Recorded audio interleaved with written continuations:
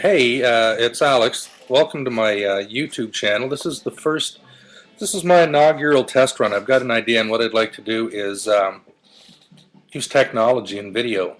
So I've gone ahead here, and I've come up with different ideas, one for each day of the week. So, and you know what? Everything that I speak about, I'm going to give my own flair, and sometimes, the internal filter in my head's turned off or plugged, and sometimes I say things that shouldn't be said. You know what? That's just the way it is. I'm not going to try to offend people, and I'm not going to go off on different, the sensitive subjects and topics and stuff like that. I'm going to keep it mostly business and well, anyway, like on Mondays, I'm going to do a video. It's Monday Madness, and what I'm going to do there is sort out the week's business news. Sometimes most of the times the media distorts stuff. They don't really tell you exactly what's going on. They tell you what they want you to believe so that they'll sell newspapers. So like for an example, on the weekend, London Free Press came up something called existing home sales are up, prices are flat. All people see there is prices are flat. Oh my God, real estate's on its way down. This is not what's happening.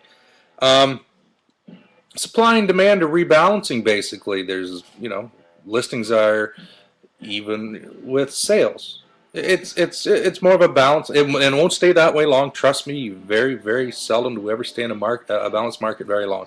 It'll go back up to a buyer's market. So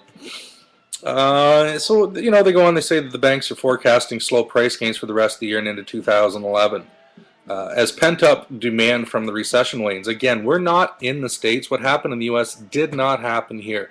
Our lending policies and our regulations did not allow that sub-crisis to happen. And what happened down there was they're called ninja loans. No incomes, no jobs. Crack addicts on welfare with 10 kids were getting bank loans when they shouldn't have. They didn't have enough sense to pay attention, for God's sakes, and sublenders were giving them money to go out. And the funny thing, well, not funny, but they'd go out and they would get a $400,000 house for $800 a month, and they think, right on, life is great. They didn't read their contracts, and 12 months later, when these things come up for renewal, they went up to $2,000 and $3,000. That's a big part of what happened. That didn't happen here. Less than 1/4% of our mortgage is actually going to default. So again, that's what I'm going to take Mondays for, is take all this distorted media stuff and sift through it and give you the facts, what's going on out there. And then along with a favorite quote. Tuesday I'm going to do a tour of homes, and it may not always be a home. It may be some buyer or seller that I'm working with. Wednesdays I haven't decided yet, like whatever Wednesday, Writer Wednesday. Usually I do a blog, so I thought what I would do instead of write was do just a video blog. Thirsty Thursdays, and again, everything I'm doing is one take. I'm not editing and all that other stuff. One take done. Thirsty Thursdays, I'm just going to give you some knowledge and some insight, some different programs and stuff that I've been taking, so that if maybe I'll give you some advice that may help you with, I've been through hell and back, so, I think that I'm a pretty good subject to be giving advice on how to get through life alive.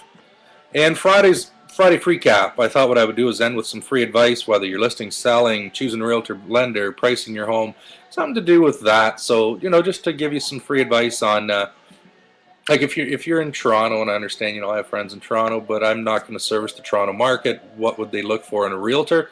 I'll give you some advice. All these videos I'm going to keep to 3, 4, 5 minutes. I don't want to get a whole lot. Like I'm at 4:03 now. That's good.